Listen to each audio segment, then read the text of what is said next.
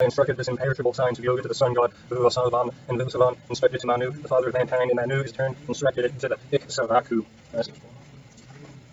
This supreme science was thus received through the chain of succession, and the saintly kings understood it in that way. But in course of time, the succession was broken, and therefore the science, as it appears to be lost. The very ancient science of the relationship with the Supreme is today told by me to you, because you are my devotee as well as my friend, and can therefore understand the transcendental mystery of this science. Arjuna said, the sun god of Vasavan is the senior by birth to you. How am I to understand in the beginning you instructed this science to him?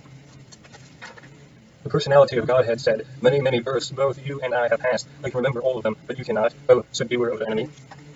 Although I am unborn, my transcendental body never deteriorates, and although I am lord of all living entities, I still appear in every millennium in my original transcendental form. Whenever and wherever there is a decline in religious practice, O descendant of Bharata, and a predominant rise of your religion, all that time I descend myself. To deliver the pious and to annihilate the miscreants, as well as to reestablish the principles of religion, I myself appear millennium after millennium. One who knows the transcendental nature of my appearance and activities is not upon leaving the body and take his birth again in this material world, but attains my eternal abode, O Arjuna. Being free from attachment, fear, and anger, being fully absorbed in me, and taking refuge in me, many, many persons in the past became purified by knowledge of me, and thus they all attained a transcendental love for me. As all surrender unto me, I reward them accordingly. Everyone follows my path in all respects, O son of Krishna.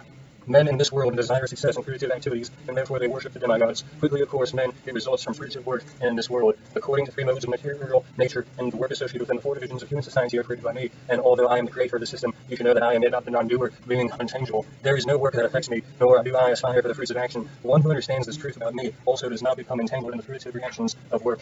All the liberated souls in the ancient times acted with this understanding of my transcendental nature. Therefore, you should perform your duty following in their footsteps. Even the intelligence are bewildered in determining what is action and what is inaction. Now I shall explain to you what action is, knowing which you shall be liberated from all misfortune. The intricacies of action are very hard to understand, therefore one should know properly what action is, what forbidden action is, and what inaction is. One who sees inaction in action and action in action is intelligent among men, and he is transcendental position, although engaged in all sorts of activities. One who is understood to be in full knowledge, whose every endeavor is devoid of desire for sense gratification, he is said by sages to be a worker for whom the reactions of work have been burned up by the fire of perfect knowledge, abandoning all attachment to the results of his activities, ever satisfied and independent, he performs no fruitive action, although engaged in kinds of undertakings. Such a man of understanding acts with mind and intelligence perfectly controlled, gives up all sense of proprietorship over his possessions, and acts only for the bare necessities of life. Thus working, he is not affected by sinful reactions. He who is satisfied with gain, which comes of its own accord, who is free from duality, and does not envy, who is steady in both success and failure, is never entangled, although performing actions. The work of a man who is unattached to the modes of material nature, and who is fully situated in transcendental knowledge, merges entirely into transcendence. A person who is fully absorbed in Krishna consciousness is sure to attain the spiritual kingdom, because of his full contribution to spiritual activities, in which the consummation and absolute and that which is offered is of the same spiritual nature. Some of the yogis perfectly worship the demigods by offering different sacrifices to them, and some of them offer sacrifices in the fire of supreme Brahman. Some of the unadulterated Brahmacharis sacrifice the hearing process and the sense in the fire of mental control, and others, the regulate householders, sacrifice the objects of the senses in the fire of the senses. Others who are interested in achieving self-realization through control of mind and senses offer the function of the senses and the life breath of opulations and the fire and control of mind. Having accepted strict vows, some become enlightened by sacrificing their possessions, and others by performing severe austerities, by practicing the yoga of an eightfold mysticism, or by studying the Vedas to advance in transcendental knowledge. Still others who are inclined to the process of breath restraint to remain in trance, practice by offering the movement of outgoing breath into the incoming and incoming breath into the outgoing, and thus that remain in trance, stopping all breathing. Others curtailing the eating process, offer the outgoing breath into itself as sacrifice. All these performers who know the meaning of sacrifice become cleansed of sinful reactions, and having tasted the nectar of the results of sacrifices, they advance towards the supreme eternal atmosphere. O best of the pure dynasty, without sacrifice, for one can never live happily on this planet or in this life. What then of the next? All these different types of sacrifices are approved by the Vedas, and all of them are born of different types of work, knowing that them as such as you will become liberated of chastisement of enemy. The sacrifice performed in that knowledge is better than the mere sacrifice of material possessions. After O, the son of Parthra, all sacrifice of work he will meditate in the transcendental knowledge. Just try to learn the truth by approaching that spiritual master, inquire from him submissively, and render service unto him. The self-realized souls can impart knowledge unto you because they have seen the truth.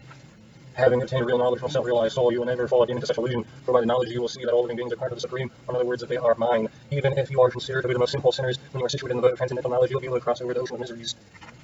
As a blazing fire turns firewood to ashes, O Arjuna, so does the fire of knowledge burn to ashes all reactions to material activities. In this world there is nothing so sublime, and here is transcendental knowledge. Such knowledge is a mature fruit of all mysticism, and one who has become accomplished in the practice of devotional service enjoys the knowledge of himself in due course of time.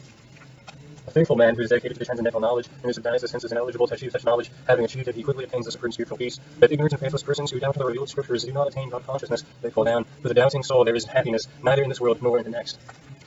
One who acts in devotional service, renouncing the fruits of his actions, and who doubts have been destroyed by transcendental knowledge, is situated factually in the self. Thus he is not bound by the reactions of work, of conqueror, of riches. Therefore the doubts which have arisen in the heart of ignorance should be smashed by the weapon of knowledge. Armed with yoga, O Bharata, stand and fight.